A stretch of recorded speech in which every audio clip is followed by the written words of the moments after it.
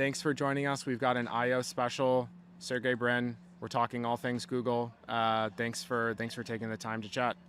Thank you, Logan. And you and I are all the time in chat spaces on all kinds of products, but it's nice to hang out in real life. Yeah, it is. My California experience is always, it's incredibly fun. I spent a bunch of time with Korai yesterday and today, and like it's like you feel the warmth and the humanity of AI progress when you spend time in person with everyone. So it's been a ton of fun. But we're sitting here at I/O, and I think the general sentiment from the world, and I think also from the team internally, is like incredibly great day for Google.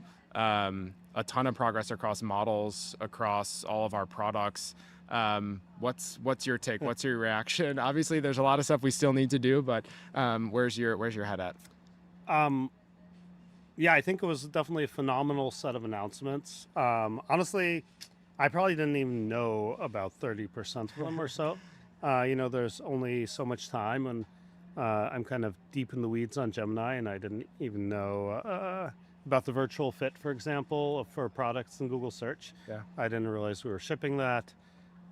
So there were many things that also even surprised me. That was great. I think the reception's been great. There are so many things, though. I think it takes a while for people to explore them, wrap their heads around them. And obviously, we're very busy delivering all of them right now. And it's a lot of energy across the way, just make sure things are actually shipping smoothly, that people are able to sign up for Ultra, have all those new features and so forth. Yeah. I feel like I/O is the start of lots of work for lots of other people. It's like at the finish line for some teams, and then it's like the starting line for a bunch of other teams. How do you think about, obviously we launched more, there's a bunch of Gemini announcements, Gemini Diffusion we'll talk more about later, DeepThink, which is like continuing to push the frontier on reasoning models. I see you in the reasoning strike chat all the time, sort of pushing on people to keep pushing the frontier, which I love to see. How do you think about sort of maybe how you think about your focus, but also just like generally the like DeepMind team's focus around like VO and Imagine, and we have like a whole suite of generative media models. We just announced a Lyria, our music model, and then also at the same time like the core Gemini main model. Like how do you work on the Gen Media stuff at all, or is it mostly like laser focus on Gemini at the moment? Mostly I'm on Gemini, the core text model. Primarily because I think that's what will lead to, for example, self-improvement. Yeah. Will help us code and develop the science behind AI even better. So that's the number one focus that I have. At the same time, the generative media is so amazing. Yeah. I mean, that is just so superhuman, I mean, with a text model, there's some like math problems or whatever that I might be able to solve that it gets wrong or something like that, or stumbles on a piece of code, although that's less and less frequent. And I actually end up now relying on Gemini to do some like coding, math, and so forth. But nevertheless, it's sort of in the range of human. Yeah. Given my artistic talent, there would be zero chance of me ever coming up with either, an image or a video. I mean, just the amount of work that would, I imagine, would take if I was an expert, videographer, 3D renderer, whatever, special effects person. I mean, that's got to be, a month of solid work to get the thing that I can get in a few minutes. And obviously it's visually so compelling that, it just kind of sucks you in. You can't escape it. The audio piece with VO just makes it feel like I historically have, personally, I think like generating videos is awesome and stuff, but it's always like kind of felt slightly gimmicky to me. And I think when I saw audio in VO3 on stage yesterday, I think it like that was the moment for me where I was like, okay, this is actually, so many people are going to be able to use, just because also practically, historically, like you could generate a video, but then like you'd have to go and like, where does audio come from? How do you, sync everything up? And now like you can make humans like talking and having a conversation, and like it just does it all well, and it blew my mind. Yeah, you're right. I mean, I've been a huge fan of that. I'm like a pretty visual person personally. I'm not like a very, I guess, audio person, but over the years, especially, like with Google Glass, I mean, the moment we added some sound, I mean, that's just like, it adds so much richness to have sound. Yeah. I mean, it's like you're better off adding audio than adding like 3D, for example. Um, Although some of the 3D stuff's cool if you played with the big wearable thing. Yeah. But anyhow, um, yeah, it's just an incredible change in perception when you get audio working. And I saw the model training the last month or two, and I just saw it from checkpoint to checkpoint, and I knew that, wow, this is just going to feel different. Yeah, it'll be interesting to see how the like fusion of those capabilities, because it does seem like there's a lot of like similarities to mainline Gemini model, and obviously we landed native audio support in the mainline Gemini model at I/O, and in VO as well. And I was having a conversation with Tulsi this morning about just like how, are those similar breakthroughs? Are they different? It sounds like it's actually technologically very different from a technology standpoint, but it is cool that we have like other rails to do this innovation, and like ideally it all upstreams back to Gemini in some way. Yeah, I mean, honestly, I think we've just taken a long time to ship the native audio in Gemini. It's been in there for, Back in December, over a right? year. Oh, really? No, in the base model Yeah. has had audio that it's trained on for at least a year. And I don't know, there's always like, I think honestly it's just, there's just so much to do, so much to ship that nobody is, for whatever reason, gotten it out there. And I mean, like native audio in, native audio out. I think native audio in has been in there even longer. But to get through all the little hoops to make it really work well and so forth, I just think for whatever reason, took a long time. But yeah, that's finally out there. I don't think that's done, as you say, the same way VO does it. I believe does the audio also through diffusion, just like it does the video. Yeah. In fact, if you watch during the training run, you can actually see it generating videos that are like, a couple percent into it. It's these kind of, the shapes aren't quite right and the words are kind of warbled and something like that. But then it takes shape and it develops until, at the end of the run, you have what you have, what you see today. So yeah, I'm pretty sure that that's diffusion-based audio. Yeah, I mean, diffusion is a really powerful technique. As you know, we shipped text diffusion for, small early test run. I mean, I think that's one of the things that I'm grateful that we have, the bench of machine learning researchers in there that we can pursue simultaneously different base techniques for across modalities. Yeah, the results of Gemini diffusion look super, super promising so far. I'm hopeful the model progress is there and like it all fully works, because the demo works. We were talking off camera. The demo looks really good. So hopefully it like the capability translates well and everything works from that perspective. But you mentioned this before about like watching the training run. I actually haven't seen what this looks like. So like, what does it actually mean to watch the training run? Oh, okay. Well, maybe you've seen for our text models, but we're able to test out the intermediate checkpoints, in 10% of training, 20% of training, and so forth. And it's, the model is weak at those points in time, but you can kind of get a sense for the trajectory. Yeah. And so, usually, especially if you have a big training run that you have a lot you're using a lot of compute and you have high hopes for it, you're going to test it out in various ways through, many times throughout the run. So you're going to have a pretty good sense of what it's on trend for. Yeah. So that's true for the text models. That's true for the diffusion, video model for VO. All of these models kind of have these intermediate results that you can take a peek at. And if you're, really deep in there, you're for sure checking them because you're nervous and excited about what exactly it will produce. Yeah. I need to come and hang out in the MK more and watch 100%. Yeah, come over later. Yeah. and watch some of them. Yeah. I was listening to Sunar's conversation with Dave Freeberg, and Sunar made the comment that even 15 years ago, you and Larry and him were having conversations about, and like the team at Google were having conversations about like what this future-facing AI moment would look like, and that it's like eerily close to what you all were talking about 10 or 15 years ago. I'm curious, like what are the things that have been most surprising to you about this moment, like even, and we can ground it in products if you want to look at search or just the technology, or like what's been surprising and what's been like almost what you would have expected to have happened. Yeah, I think from an intellectual standpoint, you can kind of reason your way through the singularity. And, famously, Ray Kurzweil did this, I don't know, however many decades ago. Yeah.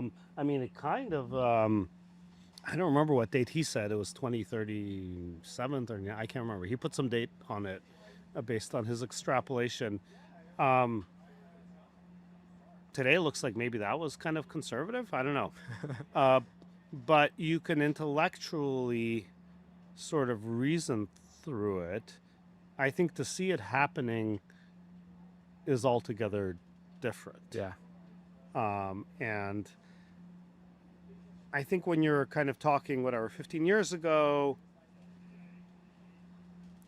I won't say you're like joking around. You're like truly talking about it, but you're kind of like, imagining the science fiction future, but it's almost like a game, like you're just kind of, chatting with the other folks who are interested in it. Like, I think it's fun. But yeah, as I said, seeing it actually start to happen, feels very different. Yeah. And of course, the way in which it happens is pretty surprising.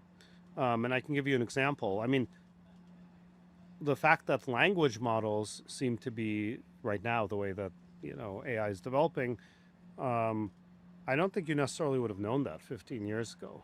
In fact, DeepMind, in the past, and even now to a certain extent, has bet a lot on this kind of physical grounding, that it's important to have kind of a physical world to ground on. And we're obviously doing experiments in that vein, like Genie and whatnot. But the fact that these language models have come as far as they have wasn't obvious. And an interesting side effect of that, especially with the thinking models, is that they are also surprisingly interpretable. Like, you can look through the thoughts of one of these thinking models and how it's coming to the conclusions that it's coming to. You can't necessarily, without a huge number of tools, inspect the weights of the model and try to infer stuff from that. But you can understand, a lot of its reasoning in very understandable terms. So I think that's kind of, you wouldn't necessarily have guessed that 15 years ago. Yeah. So that's been an interesting surprise, which I think gives a lot of comfort, not infinite comfort. I'm not saying we should ignore it, but from a safety standpoint, the fact that these things do to some extent say what they're thinking, I think is a big plus. And yeah, there are papers out there about how they're sort of lying and stuff, but I think that's a relatively smaller effect. What's your sense, just being close to the model training process today, as far as like how different or how similar it's going to look as the models move from being like text in, token in, token out, or text out, to being like actual systems? And I think we're actually like, we've already taken it, like Gemini 2.0, like search is natively in there, code execution is natively in there, like the model is learning that in the process. Do you think the like training infrastructure, or just like the way we think about models, is going to be fundamentally different as they're not models anymore, they're really like full systems that we're baking for people?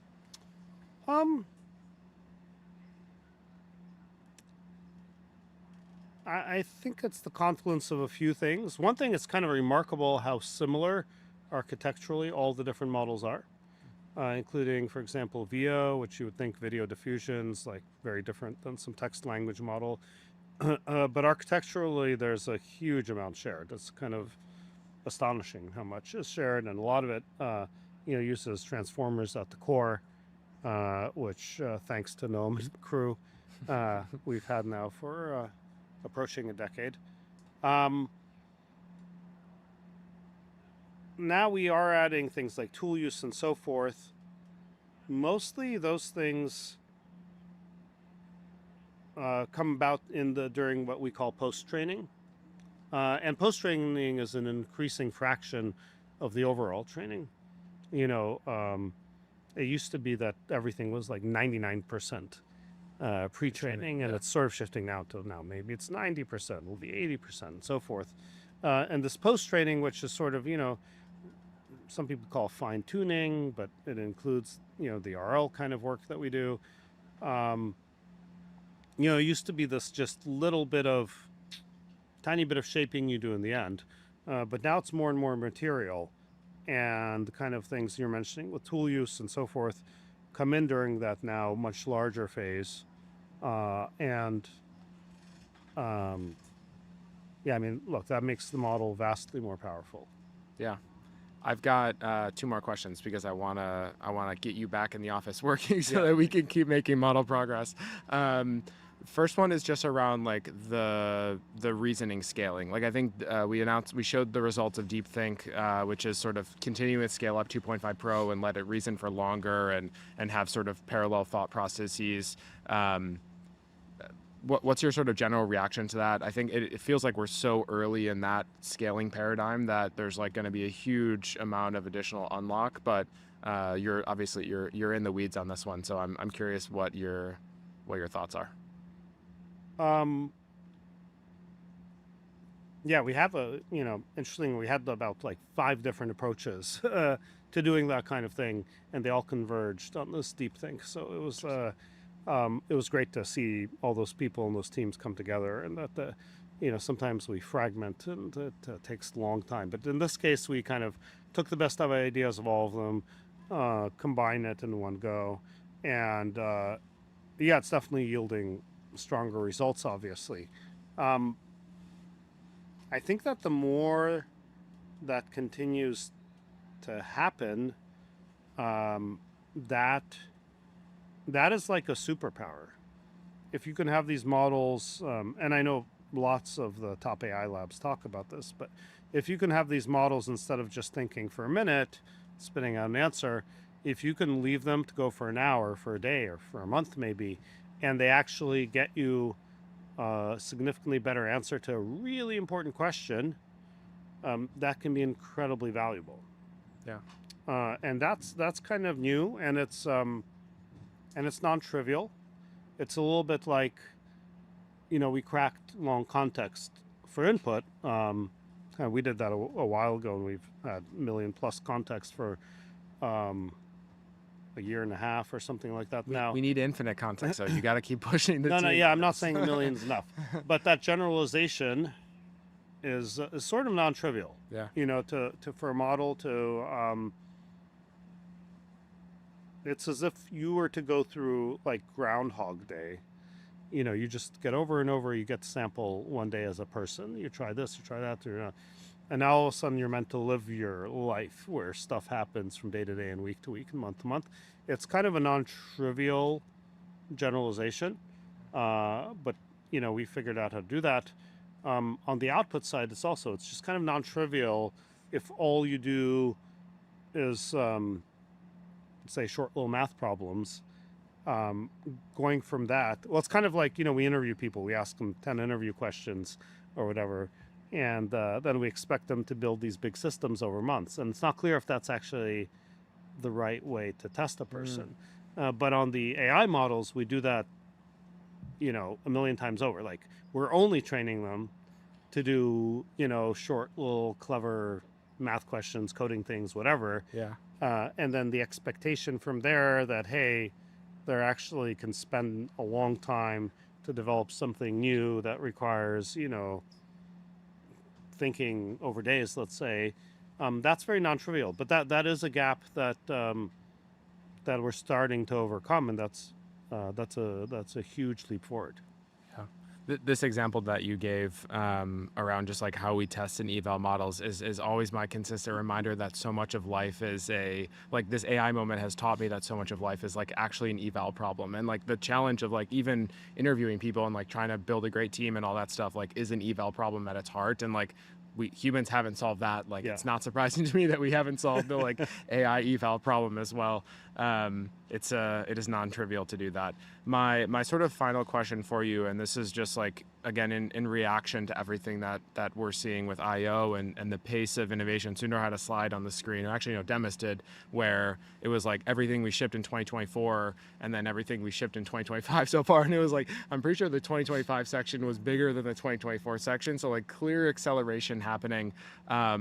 And it feels like, at least on a personal level, for me joining Google, I've been here almost a year, or a little more than a year now.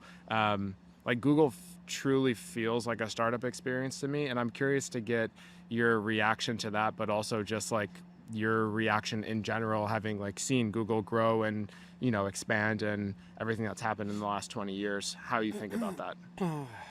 And great question. I mean, first of all, I think companies need to periodically reinvent themselves.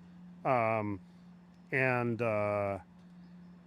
are different important technology shifts, I guess. We started as a web company. We had to make mobile work.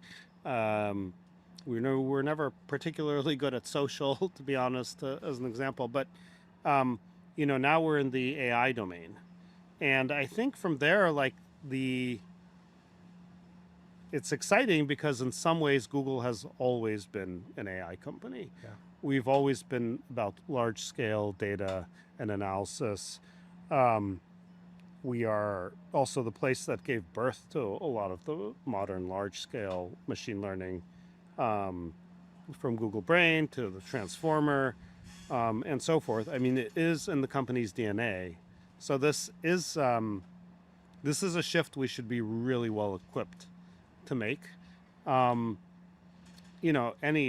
Any shift is probably hard on any company, but I'm feeling really good about it. And I think going from 24 to where we're honestly catching up on many levels, to 25, and particularly with the launch of 2.5 Pro. Yeah.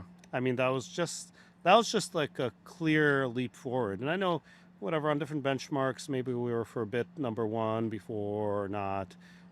2.5 Pro was a big step forward, kind of across the board. And even, to date, it remains on most leaderboards number one, with style control, without style control, however you measure it. So that's been just a really exciting leap forward. And I think it's both sort of cause and effect of the kind of science, the science engine we have going behind it. It's going to help propel us forward, and it's thanks to what, all of the science we were doing over the past year that we were able to finally produce that model. And in quick succession after that, a lot of other things have followed. We've already gone through a few different iterations of the 2.5 Pro model.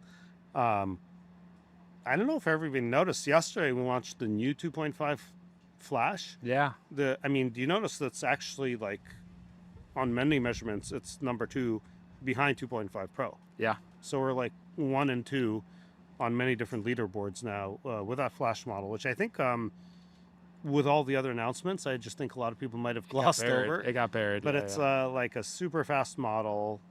It's really powerful. I think it's going to appeal to a lot of use cases. But really with that kind of cornerstone of 2.5 Pro this year, I think for us to be able to build off of that and continue the momentum is really exciting.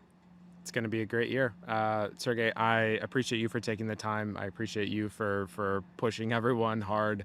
It's a ton of fun to see and we have a special gift for you, which I'd love to see you unbox, and somebody will bring it over to us in one sec. Well, thank you, Logan. And while they bring it over, I'll just say thank you, Logan. I mean, I see you working hard all the time, and making all of our customers and partners happy, and tracking, the millions of issues that might arise. I mean, it's not that easy. Having these models that so many people and businesses want, and getting them deployed and not having the TPUs melt down, and every little nuance, from function calling to caching to all the million things. And I see you being really good about putting the customers first, communicating the needs back to the team, being just really on top of the ball. So the thank team's you. crushing it. No, thank you. The team's crushing it. Special gift for you. All right.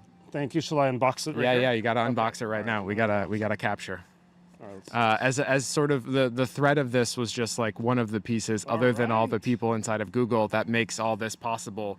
It's Nice. our TPUs. This is the TPU V4, which internally, by the way, we call pufferfish. It's probably not too secret. I think pufferfish is V4, right? Yeah, I I think never so. know the external translation. We just call these. I mean, these were the hottest thing to come by like a year or two ago. We've moved on to newer generations now, but we still do a lot of our work on these. So this is great. Yeah, hopefully we'll get a bunch of these in the MK for the team, and This is really cool. It's a real one. They had to take it out of a data center somewhere. It was not being used. We were not taking compute down. Really? Okay. Emma's Be gonna careful. come We find us. definitely need Yeah, these. we need the TPUs. Sometimes some of the early samples are a little bit faulty, and maybe it's one of those. Yeah, but I'm sure it I was. appreciate it. That's super nice. Of course. I'll give you a little zoom in on there. Thank you. Thank you. Thanks, And thanks Logan. for tuning in. For folks who are listening, this is Release Notes. Thanks for watching.